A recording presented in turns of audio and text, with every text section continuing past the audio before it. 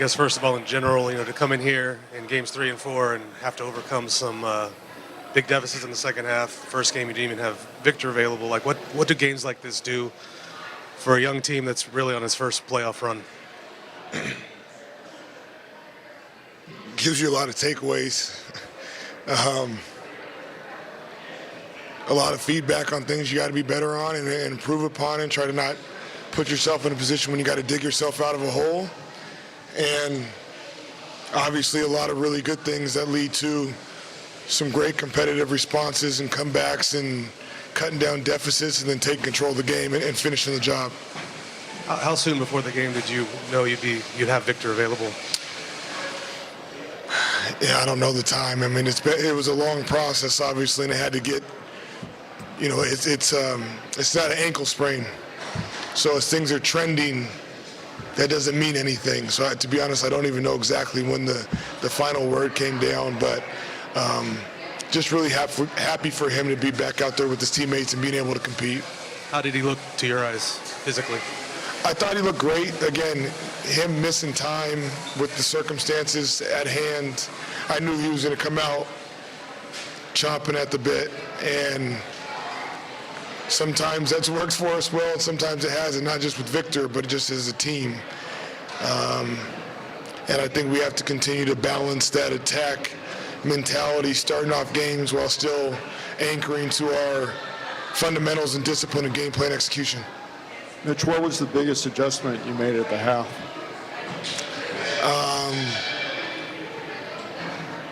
I think we executed the things that we wanted to start the game on better.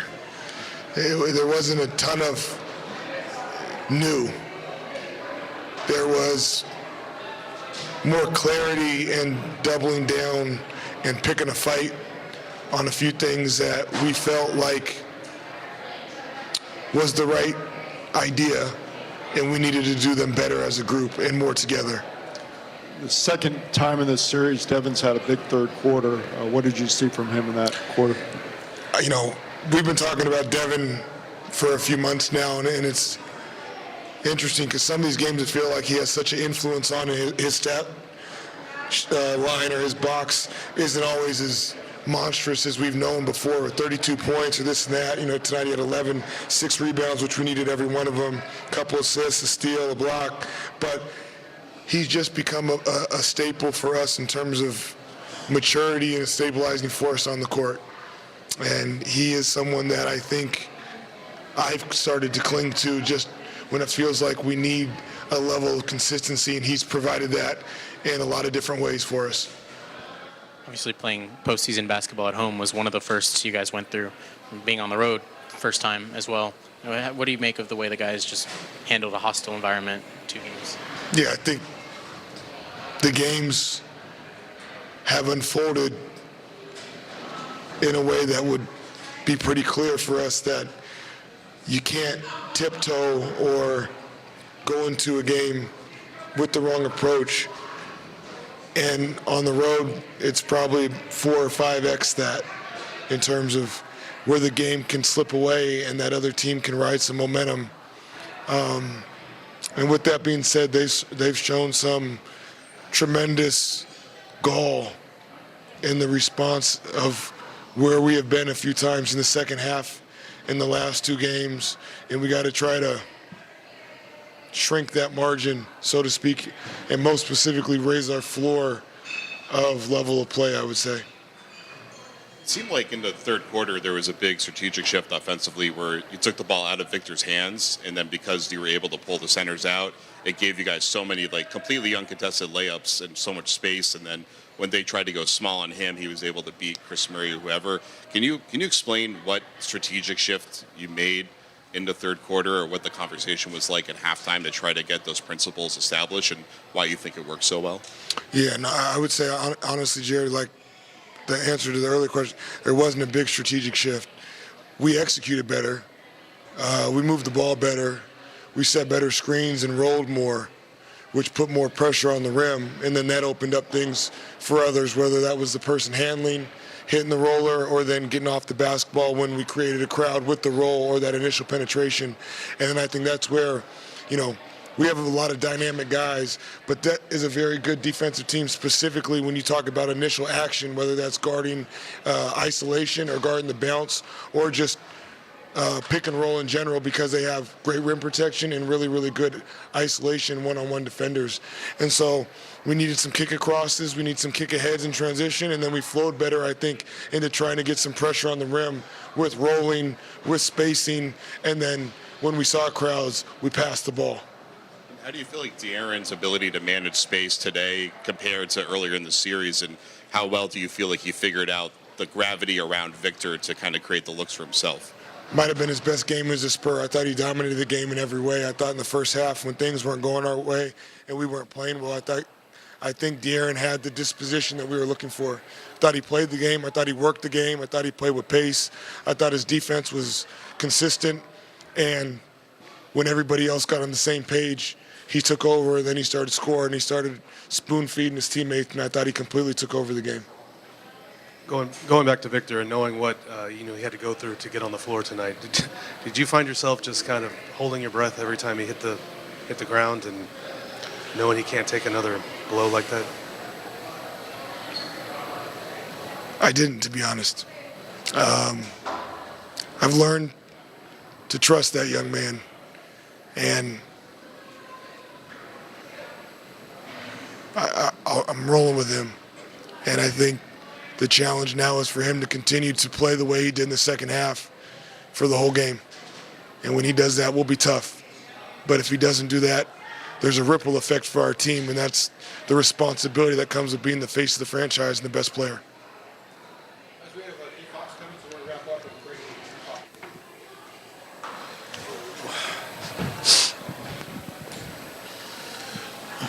Hey, De'Aaron Fox, congratulations on your win. I'm sorry, you need a minute to study? No, you're good. Yeah. Can you talk to me about when you joined the Spurs early in the season, how you seen Wemby grow just this season? What have you seen him develop on? I think just in his leadership. He was already extremely talented. We already knew that. We knew that he was already extremely skilled. But I think in using his voice, I think that's the biggest change that I've seen from when I got here last year to the beginning of this year and to now. Like, he's always talking both offensively and defensively, schematic-wise, just everything, whatever he sees on the court, he's voicing it to us. And I think that's probably been the biggest growth that he's had this year. How close to tip-off was it when you guys learned you would have Victor available tonight? Before last game, we kind of find out we didn't know if he was playing or not. But once he didn't play last game, I think we expected that he was going to play today. So there wasn't I don't think anyone was really questioning it. And what do you think it does for a team young in the playoffs like this team is to come on the road, win 2 games on the road, dig out of holes, have some adversity with injuries, all that stuff? Yeah, that's big. I think that's big for any team, being able to come out and win both games on the road.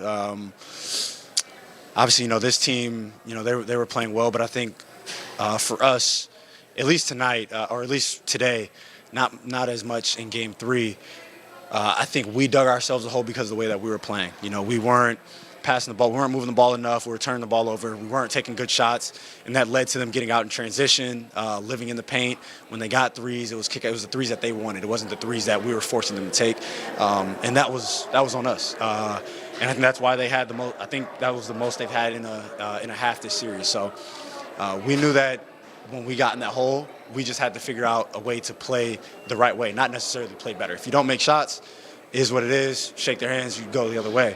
But the way that we got down we felt like all our fault. And third quarter, we played the right way. We fixed that. We kept them out of the paint, and that's why we were able to get back in this game. De'Aaron, on that note, Mitch was talking about the hole that you were just talking about, and he said that you guys showed a lot of gall, was his word, in coming back. Have you started, I know that's not a habit you want to get into, digging those holes, but do you sense a calm or a gall in Mitch's word in this group to be able to battle back from that? Yeah, we've had leads in the season that we've given up. We've had times that we've been down and we've been able to fight back. Of course, you don't want to get into that habit, but we know that when we're down, we figure out why we're down and we try to fix that. If you get blown out, you get blown out. At least right now, you live another day.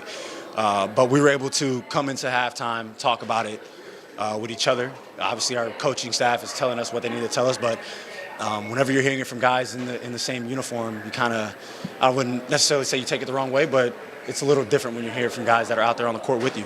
And like I said, we were able to come back here, fix it, take it out on the court, and we got back into this game. And once we got the lead, we kept playing the right way, and that's why we were able to blow the lead open. Mitch just said that he thought this might have been your best personal game as a Spur. What were you seeing that sort of opened things up for you, particularly in the fourth quarter? Where you I think just being solid. You know, if I have a three, if they give me space, you take it. If they don't, you try to get to the paint. And if there's no help, you finish. If there is help, kick it out. And I think just trying to play as simple as possible, I think made this game a little bit easier, especially the way that they play. You know, they pressure the ball. They don't necessarily help a lot. I think they force like the least amount of threes in the league. So in game 1 and 2, that was one of our emphasis. We weren't getting the threes that we wanted to take. Or the threes that we were getting throughout the regular season. And obviously a lot of that has to do with their game plan, but we still have to try to figure out ways to generate those type of shots. And we did that, especially last game and in the second half today, we did that. Devin was talking yesterday about the feeling of being the team on the road in a hostile environment, kind of getting the joy of silencing them. What is that feeling like for you? I know you won a road game in 23. You know, does it ever get old, and does it make it sweeter if you're down a little bit and you see them come alive and then?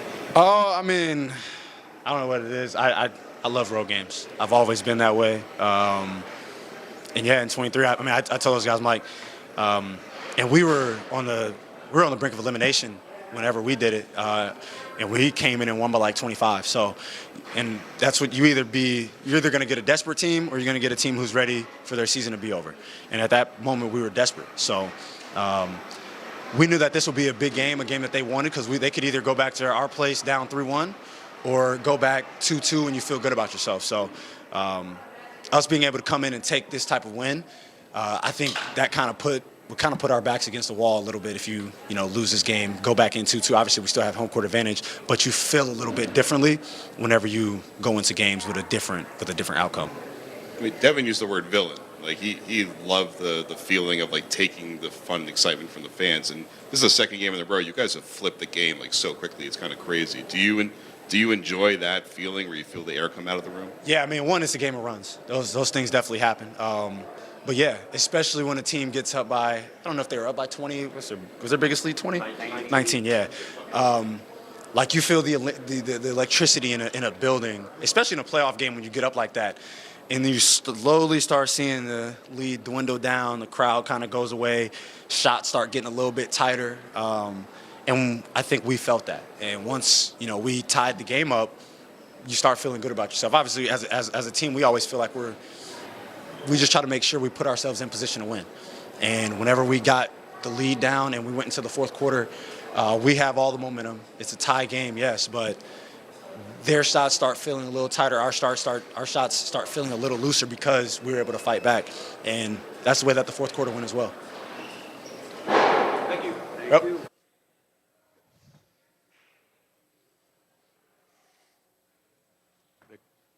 Vic, the first time talking to you since game Yeah. 2.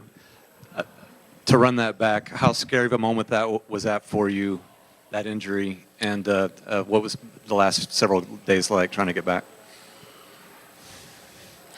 Not too much of a scary moment. I think it was always under control. It was it's very, very weird feeling without getting into too many details, being concussed like that. Very weird feeling. But everything was always controlled, and they've taken great care of me. So, been trying to get back on the court, and use all that energy that I had on the court. Vic, I know you felt ready to come back last game, it seemed. Can you explain the process of what it was like getting clear with the league? And you mentioned to Malika that there are parts you were unhappy about. Can you explain what that means?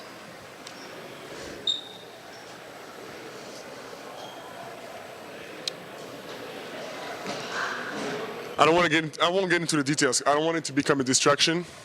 Ask me again after the end of the season. But again, all the doctors, especially on the Spurs, but the doctors all around, they were great. Took great care of me. But the way the situation was handled was very disappointing. Not on the Spurs again. How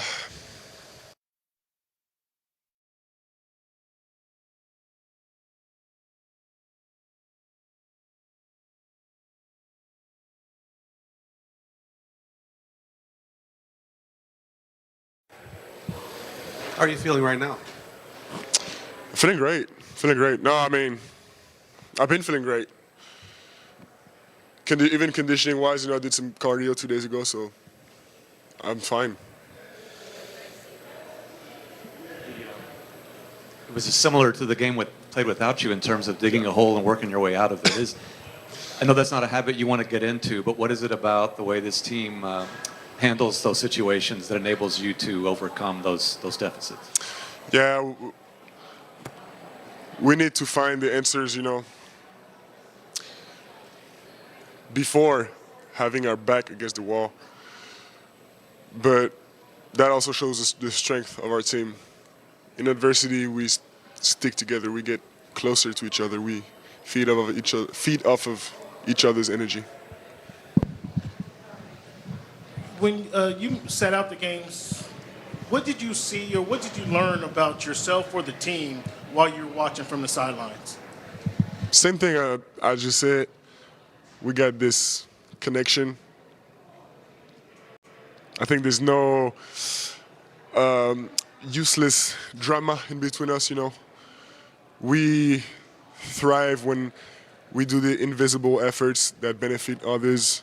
There's no jealousy. Nobody cares about their stat line, So it's our greatest strength. Okay. Will you put into words what playing with De'Aaron Fox has been like? What's he taught you and how he has helped your game develop and grow? De'Aaron, he makes the game fun because he runs. And we get into so many downhill situations and fast break, and he facilitates a lot, whether it's by his playmaking or his scoring. So he just makes the game fun. It's a very good advantage that we have, his speed and his experience. Yeah, Vic, we were talking to Devin and De'Aaron yesterday and today as well about playing villain in a hostile environment on the road in the playoffs, and I'm just curious what that feeling is like for you, watching a crowd go from as excited as it was the last couple times to almost silent. Very satisfying. It has a meaning. And about villain, I think any road team is the villain in the playoffs. Great atmosphere here, though. I was surprised when I was sitting on the bench previous game. Victor, this is your first road playoff game. There's a lot of strategy involved, and then also dealing with, I know for some people there's pressure being on the road. I don't know if there is for you, but how much did you enjoy the chess match tonight, the way you guys were able to execute in the third quarter, the different things you did to manipulate their defense and create buckets for others and all that stuff? I enjoyed it very much. It's very interesting. We know so much about them, and they know so much about us. The game plan is usually, and including tonight, pretty straightforward. But it's the consistency that we need to have, and also starting the game by applying what we learned. At what point tonight did they let you know for sure you were going to be able to play? How long did you have to wait?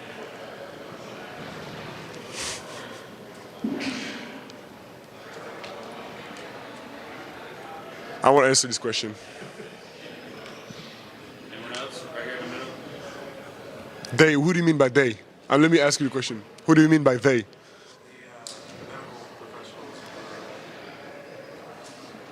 Okay, I won't answer. Just to clarify, it's not the Spurs staff at all. It's the league. It's the NBA. The league appointed doctor. Yeah. Okay. But again, the doctors on either side were great. Second time this series, Devin stepped up really big in the third quarter. What have you seen from him?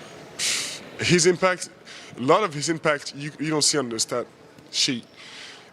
And he's just been so, on point, and but especially finishing plays, on both sides of the floor. I'm saying like he he jumps so high on every rebound, and I don't know how many rebounds he averages in the regular season and playoffs, but he's just been a great finisher of plays on both sides of the floor. Victor, c'était quoi le ou la raison qu'on t'a donné en fait avant le match 3 pour te dire t'es pas capable de jouer, tu peux pas encore? C'était quoi la raison? Il n'y avait pas de raison. Et encore, c'est pas les Spurs qui ont fait ça, mais C'était non, mais sans justification, tu veux dire? j'en parlerai pas plus. Ouais. Et pour finir, sur la frustration du coup de ne pas pouvoir jouer, comment tu la gères avec ton équipe évidemment, mais aussi en dehors? J'ai vu que tu avais aussi ta famille qui était là. Est-ce que voilà, quelle importance ils ont en fait ta famille par exemple pour être là avec toi et te permettre de penser peut-être aussi à autre chose?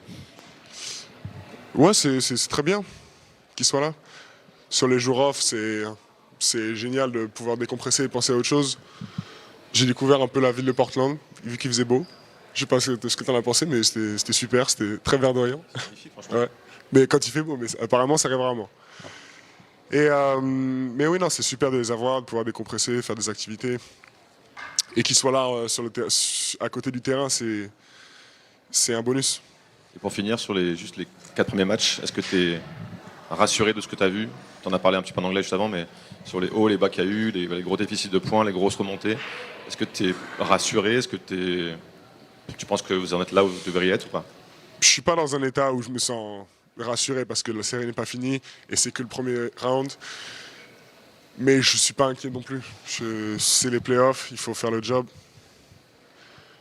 Il faudra finir le job dans 2 jours pour le premier round, mais je suis content avec là où on se trouve. Thank you.